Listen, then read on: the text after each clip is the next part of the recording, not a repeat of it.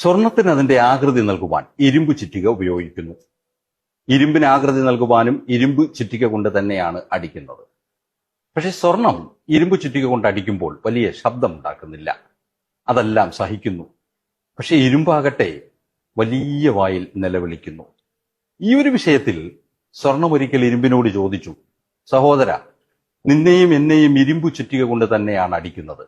ഞാനതെല്ലാം സഹിച്ച് നിശബ്ദമായിരിക്കുന്നു. നീ എന്തിനാണ് ഇങ്ങനെ വലിയ വായിൽ നിലവിളിക്കുന്നതെന്ന്. ഇരുമ്പപ്പോൾ മനോഹരമായ ഒരു മറുപടി പറഞ്ഞു. നിന്നെ അടിക്കുന്നത് ഇരുമ്പ് ചുറ്റിക കൊണ്ടാണ്. നിനക്ക് ഇരുമ്പുമായി യാതൊരു ബന്ധവുമില്ല. പക്ഷെ എന്നെ അടിക്കുന്നത് എന്റെ ആൾക്കാർ തന്നെയാണ്. അതുകൊണ്ട് തന്നെയാണ് ഞാൻ അത് സഹിക്കുവാൻ കഴിയാതെ നിലവിളിക്കുന്നതെന്ന്. ലോകം നമ്മളെപ്പറ്റി എന്ത് പറഞ്ഞാലും, എത്ര മോശമായി സംസാരിച്ചാലും, എത്ര വേദനിപ്പിച്ചാലും അതൊന്നും നമുക്ക് വലിയ പ്രശ്നമുണ്ടാക്കുന്ന കാര്യങ്ങളല്ല. പക്ഷേ നമ്മുടെ സ്വന്തം ആൾക്കാർ നമ്മളെ കുറ്റം പറയുകയും നമ്മളെ വേദനിപ്പിക്കുകയും ചെയ്യുമ്പോൾ ആ ഒരു വേദന വളരെ അസഹനീയമാണ്.